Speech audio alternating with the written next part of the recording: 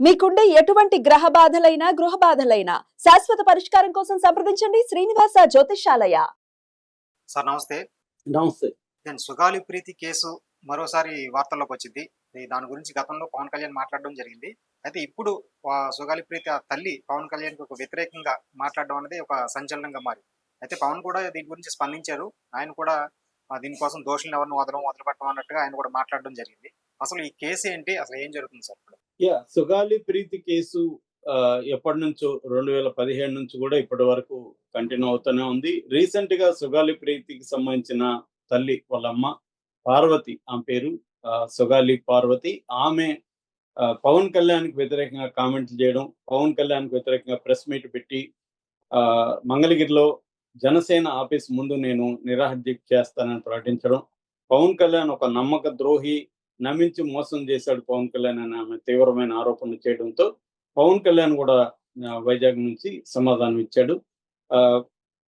కాసే చెట్టుకే రాళ్లపోటు, పండ్ల చెట్టుకే రాళ్లపోటు లాగా నేను పనిచేశాను, నేను ఎంతో హెల్ప్ చేశాను, ఆమెకి డబ్బులు ఇప్పించాను, సిబిఐకి ఆదేశించేట్టుగా నేను జగన్ మీద ప్రచారం చేశాను, దేశవ్యాప్తంగా ఈ కేసుకు ప్రాధాన్యత కల్పిస్తే ఇప్పుడు ఆమె నా మీదే ఆరోపిస్తుంది. వీళ్ళకి జగన్ మీద ఆరోపించే ధైర్యం లేదు, జగన్ని కాలర్ పట్టుకునే ధైర్యం లేదు. ఎందుకంటే జగన్ మనుషులు ఇళ్లలో కొడతారు, నేనేమో మెత్తటి మనిషిని, నేనేమి చేయను కాబట్టి నన్నే విమర్శిస్తారు అన్నట్టుగా ఆయన బాధితుల మీదే బండలు అంటారు. అలాగా ఆమె నిజానికి విక్టిమ్, బాధితురాలు. ఆమె మీద పవన్ కళ్యాణ్ బండలు వేసినట్టుగా ఆమె మీద విమర్శలు చేయడం, ఆమె మళ్ళీ దానికి రిప్లై ఇచ్చి నేను నా బాధను ఎక్స్ప్రెస్ చేశాను, నాకు ఆయన హామీ ఇచ్చి నెరవేర్చలేదు, దాన్ని నేను ప్రశ్నించాను, నాన్నే విమర్శిస్తున్నాడు అతను, లేని పని అబద్ధాలు చెప్తున్నాడు అని మళ్ళీ ఆమె కామెంట్ చేసింది. అసలు చాలా మందికి డౌట్ ఏంటంటే అసలు ఈ సుగాలి ప్రీతి ఎవరు, ఆమె ఎందుకు చనిపోయింది, ఆ కేసుకి పవన్ కళ్యాణ్కి సంబంధం ఏంది, జగన్కి సంబంధం ఏంది, చంద్రబాబుకి సంబంధం ఏంది, ఆ స్వయంగా ఆ సుగాలి ప్రీతి అనే అమ్మాయి వాళ్ళ అమ్మ పార్వతి పవన్ కళ్యాణ్ మీద ఇంత తీవ్రమైన విమర్శలు ఎందుకు చేస్తుంది అనేది మాట్లాడుకుందాం. దాంతోపాటు ప్రజెంట్ ఆ కేసు పరిస్థితి ఏంటి అనేది కూడా మాట్లాడుకుందాం. సో సుగాలి ప్రీతి అనే అమ్మాయి 15 ఏళ్ల అమ్మాయి, ఆ అమ్మాయికి 15 years, 10th class చదువుతుంది. ఆ అమ్మాయి కర్నూలు దగ్గర, కర్నూలుకి అవుట్స్కట్స్ లో కట్టమంచి రామలింగారెడ్డి రెసిడెన్షియల్ స్కూల్లో చదువుతుంది. అక్కడ రెసిడెన్షియల్ స్కూల్ అంటేనే హాస్టల్ ఉంటుంది కాబట్టి ఈ అమ్మాయి హాస్టల్లో ఉంటుంది.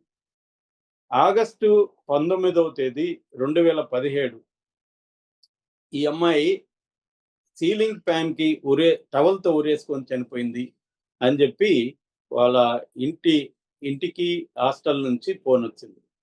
వాళ్ళ అమ్మ సుగాలి పార్వతి, నాన్న రాజు నాయక్, మామ రామచంద్ర నాయక్ వీళ్ళు హుటాహుటిన వెళ్ళారు.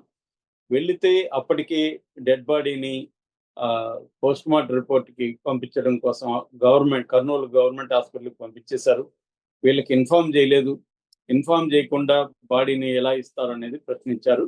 దాని తర్వాత అక్కడ ఇది ఆత్మహత్య కాదు, హత్య అని తల్లిదండ్రులు కానీ బంధువులు కానీ ఆరోపించారు. ఎందుకంటే ఈ అమ్మాయి గత కొంతకాలంగా ఈ కాలేజీ కరస్పాండెంట్ జనార్దన్ రెడ్డి కొడుకులు ఇద్దరు ఉన్నారు, హర్షవర్ధన్ రెడ్డి, దివాకర్ రెడ్డి. వీళ్ళిద్దరూ నన్ను వేధిస్తున్నారు సెక్సువల్ గా అని అమ్మాయి వీళ్ళ పేరెంట్స్ కి కొన్ని రోజులకు ముందే చెప్పింది. వీళ్ళు దాని విషయమై కాలేజీకి రావాలని ప్లాన్ చేసుకొని ఆ రోజు రావాలనుకున్న టైంలోనే ఈ న్యూస్ వచ్చిందని తల్లిదండ్రులు చెప్తున్నారు. అంటే క్లియర్ గా ఈ అమ్మాయిని వీళ్ళిద్దరూ హర్షవర్ధన్ రెడ్డి, దివాకర్ రెడ్డి రేప్ చేసి చంపేశారనేది వీళ్ళ ఆరోపణ. దానికి సంబంధించి కాళ్ళ మీద, చేతుల మీద గాయాలున్నాయి. మెడ మీద కూడా ఉరివేసినట్టు కాకుండా వేరే గాయాలున్నాయి. అట్లాగే వీళ్ళు చెప్తున్న ఫ్యాన్ రెక్క కూడా కొంచెం కూడా వంగలేదు. మామూలుగా ఆ వెయిట్కి అది వంగాలి కదా, అదేమీ జరగలేదు. అట్లాగే సిరోలజీ అంటారు. సిరోలజీ అంటే మన ఫారిన్ బాడీస్ మన బ్లడ్ లో ఉంటే ఈ టెస్ట్ లో బయటకు వస్తుంది అనమాట. అట్లాగా 6 రకాల డిఎన్ఏలు ఈమె బ్లడ్ లో దొరికాయని చెప్తున్నారు. 6 రకాల డిఎన్ఏలు అంటే గ్యాంగ్ రేప్ జరిగింది అనేది ఒక డౌట్ అన్నమాట. దీని మీద ఇటు ఎస్ఎఫ్ఐ, ఏఎస్ఎఫ్, తర్వాత మన tribal student association, SC ST గ్రూపులు, బంజారా హక్కుల సంఘం, ఎందుకంటే వీళ్ళు సుగాలి అంటే బంజారా కులానికి సంబంధించిన వాళ్ళు, బంజారా హక్కుల సంఘం వీళ్ళంతా కూడా పెద్ద ఎత్తున పోరాటం చేశారు. ఈ పోరాటం ఫలితంగా వాళ్ళ మీద వాళ్ళ కేసు పెట్టారు. ఎస్సీ ఎస్టీ అట్రాసిటీస్ యాక్టు, ఈ అమ్మాయి మైనర్ కాబట్టి పోక్సో యాక్ట్ ఇవన్నీ పెట్టి వాళ్ళని అరెస్ట్ చేశారు. ఎవరిని? ఈ కరస్పాండెంట్ జనార్దన్ రెడ్డి, వాళ్ళ కొడుకులు హర్షవర్ధన్ రెడ్డి, దివాకర్ రెడ్డి. సో ఇది మన క్రానాలజికల్ ఈవెంట్ ఒకసారి చెప్పుకుంటే 19 ఆగస్టు 2017 అంటే తెలుగుదేశం ప్రభుత్వం టైంలో ఇది జరిగింది. అప్పుడు సంఘటన జరిగితే 20వ తేదీ 2017లో 20వ తేదీ ప్రిలిమినరీ పోస్ట్ మార్టం రిపోర్ట్ వచ్చింది. Doctor Shankar Kurnool government hospital నుంచి ఇచ్చారు. ఆయన రేప్ సిగ్నల్స్ ఉన్నాయి క్లియర్ గా అనేది చెప్పాడు. దాని తర్వాత 21న పేథాలజీ రిపోర్ట్ డాక్టర్ బాలేశ్వరి ఇచ్చింది. దాంట్లో కూడా ఆమె సెమెన్ ఉన్నట్టుగా తేల్చింది. దాని తర్వాత ఈ సంఘాల ఒత్తిడి మేరకి కర్నూలు డిస్ట్రిక్ట్ కలెక్టర్ విచారణకు ఆదేశించారు. Doctor B Lakshminarayana, head of the forensic science Kurnool medical college, ఆయన ఆధ్వర్యంలో ఒక 5 మంది కమిటీ వేశారు. నిజానికి ఈ లక్ష్మీనారాయణ కమిటీని పేరెంట్స్ వ్యతిరేకించారు, ఈ సంఘాలు వ్యతిరేకించారు. ఎందుకంటే ఈయన మీద ఆల్రెడీ కరప్ట్ ఛార్జెస్ ఉన్నాయన్నమాట, అవినీతి ఆరోపణలు ఈయన మీద ఉన్నాయి. ఈయన్ని కమిటీకి చైర్మన్ పెట్టడం ఇష్టం లేదు. అయినప్పటికీ తెలుగుదేశం ప్రభుత్వం ఆయన పెట్టింది. దాని తర్వాత వాళ్ళు డిఎన్ఏ ఆనవాళ్ళు ఏమీ లేవు, దీంట్లో రేప్ జరిగినట్టు ఆనవాళ్ళు లేవని కమిటీ రిపోర్ట్ ఇచ్చింది. దాంతో పోలీసులు అప్పటి వరకు పెట్టిన రేప్ అండ్ మర్డర్ కేసుని తీసేసి, పోక్సో చట్టాన్ని తీసేసి ఓన్లీ అబెట్టింగ్ సూసైడ్ అంటే ఆత్మహత్యకు ప్రేరేపించారు అన్న సెక్షన్ మాత్రమే పెట్టారు తప్ప మిగతా సెక్షన్లు తీసేశారు. దాంతో ఆమెకి న్యాయం జరగలేదు, ఆమె తల్లికి సైలెంట్ అయిపోయారు. ఆ తర్వాత వాళ్ళకి 11 అక్టోబర్లో ఈ నలుగురు అరెస్ట్ అయిన నలుగురు, వీళ్ళు ముగ్గురు కాకుండా ఇంకా అక్కడ హాస్టల్ వారిని ఎవరో, వాళ్ళకి బెయిల్ వచ్చేసింది. ఎందుకంటే కన్క్లూజివ్ ఎవిడెన్స్ లేదు, వీళ్ళు చేసినట్టుగా వీళ్ళ డిఎన్ఏ ఏమీ లేదు ఆ బాడీ మీద, రేపు జరిగినట్టే కన్క్లూజివ్ ఎవిడెన్స్ లేదు కాబట్టి వీళ్ళు నిర్దోషులను వాళ్ళని బెయిల్ ఇచ్చేశారు. బెయిల్ ఇచ్చిన తర్వాత 2017 వచ్చేసాయి. దాని తర్వాత తెలుగుదేశం గవర్నమెంట్ కానీ అప్పట్లో పవన్ కళ్యాణ్ కానీ ఈ విషయం మీద అసలు మాట్లాడలేదు, ఏం పట్టించుకోలేదు. సో 2017లో జరిగితే 2019 ఎన్నికల టైంకి జగన్ కర్నూలు వెళ్ళినప్పుడు ఈ అమ్మాయిల తల్లిదండ్రులు జగన్ కలిసినప్పుడు జగన్ హామీ ఇచ్చాడు, నేను ఒక ఎన్నికల్లో గెలిచిన తర్వాత మీకు సంబంధించి నేను ఫ్రెష్గా మళ్ళీ ఎంక్వైరీ చేపిస్తాను అన్నారు. లేదు వాళ్ళు సిబిఐకి మీరు రికమెండ్ చేయాలంటే అది కూడా చెప్పాడు. ఆ తర్వాత జగన్ గెలిచాడు. జగన్ గెలిచిన తర్వాత 2009లో జస్టిస్ ఫర్ సుగాలి ప్రీతి అనే పేరుతో ఒక క్యాంపెయిన్ స్టార్ట్ అయింది. ఆ క్యాంపెయిన్ వీళ్ళ తల్లి, వీళ్ళ బంధువులు, ఈ సంఘాలు వీళ్ళందరూ మొదలు పెట్టారు. ఆ సందర్భంగా పవన్ కళ్యాణ్ అక్కడికి వెళ్ళి సుగాలి ప్రీతి గురించి చాలా ఆవేశపూరితమైన డైలాగులు మాట్లాడి ఆమెతో పాటు కన్నీళ్లు కూడా కార్చాడు. జగన్ని తీవ్రంగా విమర్శించాడు. ఈ ప్రభుత్వం అది ఇదని తిట్టాడు జగన్ని. దాని తర్వాత జగన్ని వాళ్ళు కలిశారు. జగన్ కలిసినాక జగన్ 2020లో ఒక జీవో ఇష్యూ చేశారు సిబిఐ ఎంక్వైరీ కోసం. ఇష్యూ చేసిన దాంతో పాటు ఈమెకు 10 కోట్ల విలువైన వ్యవసాయ భూమి సుగాలి ప్రీతి ఫ్యామిలీకి ఇచ్చాడు. అట్లాగే 50 లక్షల విలువ చేసే ఒక నివాస స్థలం కర్నూలులో ఇచ్చారు. ఇద్దరికి, ఆ కుటుంబం నుంచి ఇద్దరికి గవర్నమెంట్ జాబ్స్ కూడా జగన్ ప్రొవైడ్ చేస్తాడు. సో ఆ తర్వాత పవన్ కళ్యాణ్ సైలెంట్ అయిపోయాడు, సిబిఐకి ఎట్లా వచ్చేసింది కాబట్టి. సో సిబిఐ ఫిబ్రవరిలో జగన్ ఆర్డర్ ఇస్తే సిబిఐ ఎంక్వైరీకి, సెప్టెంబర్ వరకు సిబిఐ రంగంలోకి దిగలేదు. దాంతో సుగాలి తల్లిదండ్రులు హైకోర్టులో పిటిషన్ వేశారు, ఇట్లా సిబిఐకి ఇచ్చినా కూడా సిబిఐ రంగంలోకి దిగట్లేదని. దాంతో హైకోర్టు సెప్టెంబర్ వేసినప్పుడే సెప్టెంబర్లో హైకోర్టు సిబిఐకి ఒక ఆదేశాన్ని ఇచ్చింది, దీని మీద మీరు రంగంలో దిగండి అని. అయితే అనితను కూడా కలిశారు వీళ్ళు.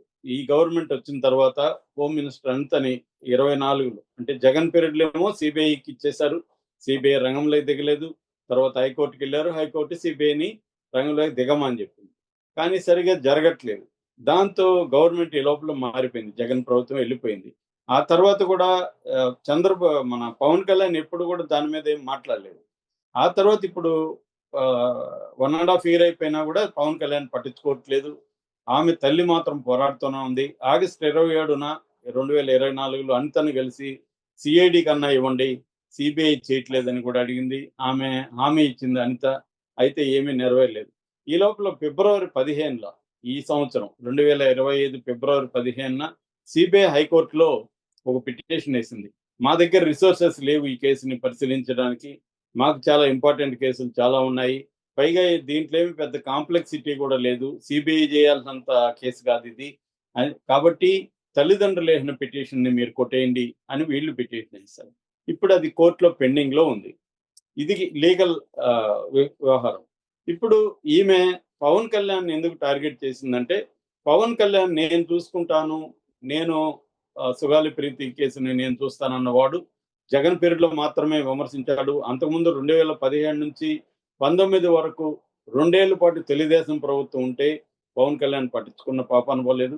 జగన్ ప్రభుత్వం రాగానే పెద్ద ఎత్తున వీరంగాలంతా చేశాడు. మళ్ళీ జగన్ ప్రభుత్వం పడిపోయినాక అసలు ఏమీ సంబంధం లేదన్నట్టుగా సైలెంట్ గా ఉన్నాడు. నేను అనేక సార్లు పవన్ కళ్యాణ్ అపాయింట్మెంట్ కి ట్రై చేస్తే కూడా మంగళగిరిలో నాకు అపాయింట్మెంట్ ఇవ్వలేదు అని చెప్పి ఆమె కర్నూలు నుంచి విజయవాడకి, ఎందుకంటే ఆమె వికలాంగరాలు అనమాట, వీల్ చైర్ లో ఉంటది తల్లి. వీల్ చైర్ యాత్ర పేరుతో విజయవాడకి వచ్చి మొన్న విజయవాడలో ప్రెస్ మీట్ పెట్టి తన ఆక్రోశాన్నంతా ఆమె వెలబుచ్చింది. తన బాధంతా ఎక్స్ప్రెస్ చేసి పవన్ కళ్యాణ్ తీవ్ర విమర్శలు చేసింది. జగన్ ఒక్కడే నాకు కొంత న్యాయం చేశాడు కానీ ఇంకెవరు తెలుగుదేశం ప్రభుత్వం కానీ పవన్ కళ్యాణ్ కానీ న్యాయం చేయలేదు అనేది చెప్పింది. దీనికి సమాధానంగా విశాఖపట్నంలో పవన్ కళ్యాణ్ నేను ఇందాక చెప్పిన ఫస్ట్ లో చెప్పినవన్నీ మాట్లాడి, నేను నా వల్లనే ఆమెకి డబ్బులు వచ్చాయి, నా వల్లనే సిబిఐ ఎంక్వైరీ చెప్పిందని చెప్తున్నాడు. ఖచ్చితంగా పవన్ కళ్యాణ్ ప్రెజర్ చేయడం వల్లనే జగన్ త్వరగా ఇచ్చుండొచ్చు. జగన్ అంతకుముందే హామీ ఇచ్చినప్పటికి కూడా పవన్ కళ్యాణ్ రోల్ లేదని చెప్పలేము. ఖచ్చితంగా ఒక pressure lobby role Pawan Kalyan play చేశారు జగన్ అధికారంలో ఉన్న రోజులు. ఓకే, మంచిదే. కానీ దాని తర్వాత ఎందుకు పవన్ కళ్యాణ్ పట్టించుకోవట్లేదు? ఇప్పుడు పవన్ కళ్యాణ్ చెప్తే సిబిఐ వినదా? ఎందుకంటే పవన్ కళ్యాణ్ చంద్రబాబు మద్దతుతోనే కదా మోడీ ప్రభుత్వం ఉంది. సిబిఐ ఎవరి కంట్రోల్లో ఉంది? మోడీ కంట్రోల్లో ఉంది. సిబిఐ డైరెక్టర్ నియమించేది ఎవరు? మోడీనే. సో మోడీ నియమించే అధికారం ఉన్నప్పుడు మోడీ ఆ కేసు మాకు ఇంపార్టెంట్, మేము హామీలు ఇచ్చాం అని కానీ పవన్ కళ్యాణ్ చెప్పగలిగితే సిబిఐ ఎందుకు చేతులు ఎత్తేస్తుంది? కాబట్టి క్లియర్ గా తెలుస్తుంది ఏంటంటే పవన్ కళ్యాణ్ తన జగన్ ని ఓడించడం కోసమే, జగన్ ఇబ్బంది పెట్టడం కోసమే ఆయన ఏం మాట్లాడినా ఏం చేసినా చేశాడు తప్ప ప్రజల పట్ల కానీ బాధితుల పట్ల కానీ పవన్ కళ్యాణ్కి ఏమాత్రం ఒక అక్కర కానీ లేకపోతే వాళ్ళ పట్ల కన్సర్న్ కానీ లేదనే దానికి ఇది ఒక ఎగ్జాంపుల్. మనకి చాలా ఉన్నాయి అలాగే చెప్పుకుంటే. పవన్ కళ్యాణ్ జగన్ పీరియడ్ లో అనేక విషయాలు లేవనెత్తాడు. ఆయన 33,000 మంది మిస్ అయ్యాడు. ఆ తర్వాత ఉండడం అంత అయింది. మరి ఆ 30,000 మంది మిస్సింగ్ మీద పవన్ కళ్యాణ్ ఇప్పుడు విచారణ జరిపించవచ్చు కదా. మళ్ళీ అసెంబ్లీలేమో అసలు అంతమంది మిస్సే కాలేదని మళ్ళీ స్టేట్మెంట్ ఇస్తారు. సో పవన్ కళ్యాణ్ కూడా ఒక టిపికల్ రాజకీయ నాయకుడు. ఆయన రాజకీయాల కోసం ఏమైనా చేస్తాడు, రాజకీయాల కోసం ఏమైనా చేయకుండా కూడా ఉంటాడు. సో పవన్ కళ్యాణ్ నుంచి ఎవరైనా ఏదైనా ప్రత్యేకంగా ఆశించి ఆయన ప్రత్యేకమైన వ్యక్తి, ఇవాల్టి రాజకీయాల్లో భిన్నమైన వ్యక్తి అని ఎవరన్నా అనుకుంటే అది వాళ్ళ అమాయకత్వం కానీ మూర్ఖత్వం కానీ తప్ప పవన్ కళ్యాణ్ కూడా ఒక జగన్ లాగా, ఒక చంద్రబాబు లాగా, ఒక లోకేష్ లాగా, ఒక కేసీఆర్ లాగా, ఒక రేవంత్ రెడ్డి లాగా ఆయన కూడా టిపికల్ రాజకీయ నాయకుడు. తన రాజకీయ ప్రయోజనం ఉంది కాబట్టి జగన్కి వ్యతిరేకంగా ఈ ఇష్యూను ఉపయోగించుకున్నాడు తప్ప ఆయనకి పగ ఈ సుగాలి ప్రీతి కానీ ఇంకొకరు కానీ ఆయనకి మ్యాటర్ కాదు. ఎవరు ఎప్పుడైనా ఆయనకి మ్యాటర్ జగనే. జగన్ కూడా ఇప్పుడు కూడా చూడండి, ఆయన కనీసం ఈమె బాధపడుతుంది అని కన్సర్న్ లేకుండా జగన్ ని పట్టించుకోలేదు. జగన్ రౌడీలు పోయి కొడతాయి, ఎదంతా ఎందుకు, అతనికి ఎందుకు ఇవన్నీ? ఆమె బాధపడుతుంది కాబట్టి నేను ఆమె బాధను అర్థం చేసుకున్నాను, నేను ఇన్ని రోజులు పట్టించుకోకపోవడానికి నా వైపు నుంచి కారణాలు ఇవి, నేను ఇప్పుడైనా సీరియస్ గా తీసుకుంటానని చెప్పుకుంటే ఆయనకి ఎంతో మంచి పేరు వచ్చేది. అది కాకుండా బాధితుల మీద బండల్లాగా ఆమె మీదనే ఆరోపణలు చేస్తూ నువ్వు జగన్ సర్ట్ ఎందుకు పట్టుకోలేదని మాట్లాడుతూ, జగన్ తన పరిధిలో తను చేశాడు. నీ ఒత్తిడికి లొంగే చేసి ఉండొచ్చు కానీ చేశాడు అతను. కానీ నువ్వు ఏమీ చేయలే. చంద్రబాబు గవర్నమెంట్ లో ఇది జరిగింది. డిఎన్ఏలు ఇవన్నీ ఎవరు మార్చారు? చంద్రబాబు ప్రభుత్వం కదా మార్చింది. జగన్ ప్రభుత్వం ఏం మార్చింది? జగన్ ప్రభుత్వం మార్చలే. డిఎన్ఏలు ఇవన్నీ ఎప్పుడు మారిపోయినాయి? బిగినింగ్ లో మారిపోతాయి ఇవన్నీ. సో బిగినింగ్ లో చంద్రబాబు ప్రభుత్వమే కాపాడింది వాళ్ళని, హంతకుల్ని. ఆ తర్వాత జగన్ వచ్చి కాపాడి ఉంటే సిబిఐకి ఎందుకు ఇస్తాడు జగన్? కాబట్టి క్లియర్ గా పవన్ కళ్యాణ్ ఆ, ఒక ఎస్కేపిజంతో ఉన్నాడు. తనని ఎవరు ప్రశ్నించినా సహించే పరిస్థితిలో లేడు. తను ప్రశ్నించడానికి పార్టీ పెట్టాడు తప్ప తనని ఎవరు ప్రశ్నించకూడదు అనేది అతని బిహేవియర్ గా మనకు కనిపిస్తుంది. ఈ కేసులో కూడా అదే జరిగింది. పేరుకేమో నేను డీజీపీతో మాట్లాడాను, సిఐడి వాళ్ళతో మాట్లాడాను, అనితో మాట్లాడాను అవన్నీ చెప్తున్నాడు తప్ప అవన్నీ బొస్సులని మనందరికీ తెలుసు. ఆయన ఏమీ చేయడు దీనికి సంబంధించి. సుగాలి ప్రీతి మదరు సుగాలి పార్వతి ఫైట్ చేసుకుంటా ఉండాల్సిందే తప్ప ఈ ప్రభుత్వంలో అయితే వాళ్ళకి న్యాయం జరుగుతుందని ఎవరు కూడా భావించే పరిస్థితి అయితే లేదు. Thank you.